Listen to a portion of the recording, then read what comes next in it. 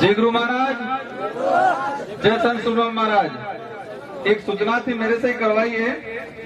कांति भाई इंतजार कर रहे हैं अपने छगन भाई का इंतजार कर रहे हैं। छगन भाई जहां पर भी हो वहां पहुंचे। आज इस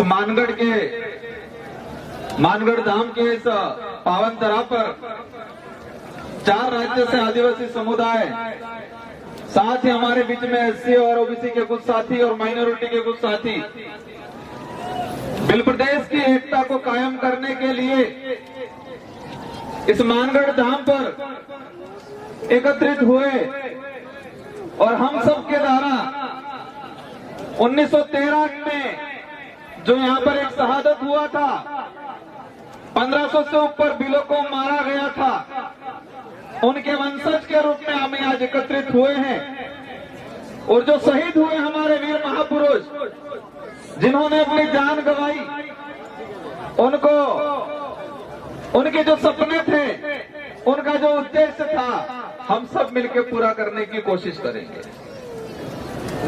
आज इस पहाड़ी पर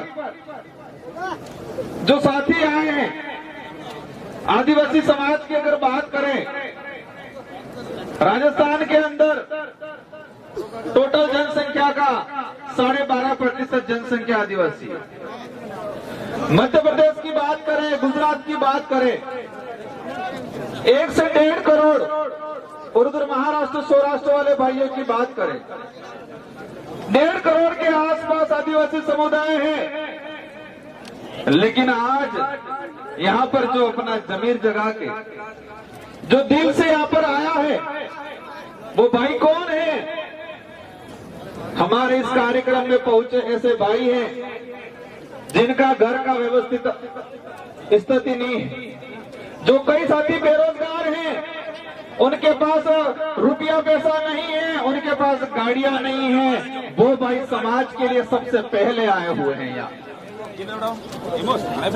जो भाई उनको कोई सुविधा नहीं है, उनके पास पैसा भी नहीं है, गाड़ियां भी नहीं है, लेकिन उनके अंदर आदिवासी समाज का खून है और उनके स्वाभिमान जो जगह है उस आधार पे यहाँ पर आए। कई साथी ऐसे ही हमारे समाज का सर्टिफिकेट लगा के बड़े नेता, बड़े अधिकारी बन गए। जिस सर्टिफिकेट के आधार पे वो अधिकारी बने, अपने आप को बड़ा सुपर समझते हैं और आदिवासी समाज के लिए अलग सोच रखते हैं हमारे समाज के भाई। तो ये जो लड़ाई है, ये लड़ाई जो है, हमारे पुरखे भी लड़ते आए थे, हम भी लड़ रहे हैं और आने वाली पीढ़ी को भी लड़ना पड़ेगा। तो लड़ाई वही लोग लड़ेंगे जिनका जमीर जिंदा है, जिसका जमीर जिंदा है, जिसके अंदर आदिवासी खून जागता है, वही लड़ाई लड़ेगा। इससे यह साबित होता है कि जो पैसे वाले, गाड़ियां वाले, वो लड़ाई नहीं लड़ेंगे। देश का इतिहास उठा के देख लो, कोई भी आंदोलन हुआ है, किसी भी आंदोलन में अमीरों ने आंदोलन किया और जीते, अमीरों का आंदोलन कभी सुना? कोई भी समाज हो जो धरातल से जुड़ा हुआ है, जो समाज की भावना रखता है, वही व्यक्ति आंदोलन करता है। तो मैं आप सबको खूब खूब दिल से धन्यवाद देना चाहूंगा। आपके अंदर समाज की जो भावना है, आपके अंदर जो समाज के प्रति जो जागृति आई है, आप चाहते हो आने वाली पीढ़ी सुरक्षित रहे, इसी अनुरूप आप आए और ये कारवां बढ़ता रहे।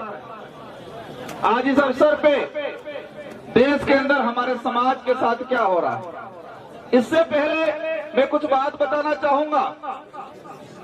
हम कहते हैं हमको लड़ाई लड़नी है, हमको लड़ाई लड़नी है, लेकिन लड़ाई किस लिए लड़नी है? लड़ाई किस लिए लड़नी है और लड़ाई किससे लड़नी है, ये 2 बातें नहीं जानेंगे। हम कहते हैं लड़ाई लड़नी है, लेकिन लड़ाई किस लिए लड़नी है और किससे लड़नी है, ये 2 बातें अगर जानकारी नहीं कर पाएंगे तो हम लड़ाई लड़ नहीं पाएंगे, सिर्फ बोल पाएंगे लड़ाई लड़नी है। लड़ाई हमारे हक अधिकारों की लड़ाई, हमारा आदिवासी समाज का इतिहास जो दबाया जा रहा है उसको उजागर करने की लड़ाई, हमारी संस्कृति की लड़ाई, हमारे संवैधानिक हक अधिकारों की लड़ाई है और हमारे स्वाभिमान की लड़ाई है। और लड़ना किसने है? जो लोग सत्ता में बैठ के हमारे हक अधिकार खत्म कर रहे हैं उनसे लड़ना है। तो क्या ये लड़ाई तलवार से लड़ोगे? क्या ये लड़ाई तीर धनुष से लड़ेंगे या पत्थर से लड़ेंगे? कैसे लड़ेंगे ये लड़ाई? ये लड़ाई तलवार या तीर धनुष या पत्थर से नहीं लड़ा जाएगा। ये लड़ाई इस देश के अंदर लोकतंत्र है और लोकतंत्र में हर 5 साल के अंदर जनता को पावर दिया है कि आपके पास जो चाबी है उस चाबी के माध्यम से आपके समाज के हक अधिकार की लड़ाई लड़ो। कैसे लड़ाई लड़नी है? हमारे देश के अंदर लोकतांत्रिक देश है और लोकतंत्र में हमारे आदिवासी समाज के लिए विशेष प्रावधान है। तो जो प्रावधान खत्म कर रहे हैं उसके लड़ाई कैसे लड़नी है? 5 साल के अंदर जो बारी आती है और लोकतंत्र की जो चाबी है मत की, उस चाबी को ऐसा लगाओ कि उनके ताले जंग खा जाए, तो लड़ाई जीतेंगे हम। बाकी हम गालियां दे देंगे, कहीं रास्ते में पत्थर मार देंगे, कहीं तलवार लेके निकल जाएंगे, धनुष लेके निकल जाएंगे, ऐसे लड़ाई नहीं लड़ी जाएगी। गुजरात के भाई सौराष्ट्र वाले आए थे, एक तो साथी और मिले। हम गुजरात में गए थे विधानसभा चुनाव प्रचार में, कह रहे थे हम तो समाज ने छाती बधु हारो छे, हमें आदिवासी समाज ने हक अधिकार बदले लड़ा, लेकिन वोट तो भाजपा में चालू पड़े। लड़ाई क्या है? लड़ने किससे है वही नहीं पता है और लड़ाई लड़ने निकल जाएंगे। लड़ाई है क्या, लड़ने किससे है वो पहचान ही नहीं पा रहे हैं और हम लड़ाई लड़ने निकल जाएंगे तो वो लड़ाई जीत नहीं पाएंगे।